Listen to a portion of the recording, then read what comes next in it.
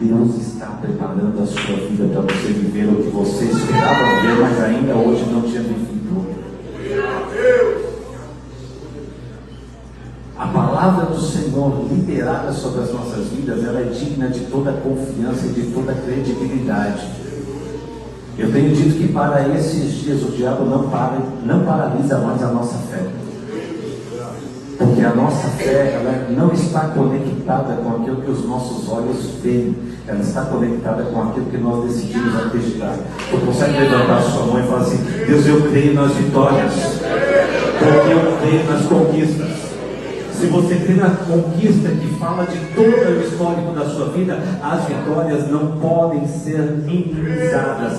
Se você está crendo em algo grande, por que não crer em algo parcial? As suas vitórias são parcialidades que Deus dá na sua jornada. Então, se eu tenho facilidade de acreditar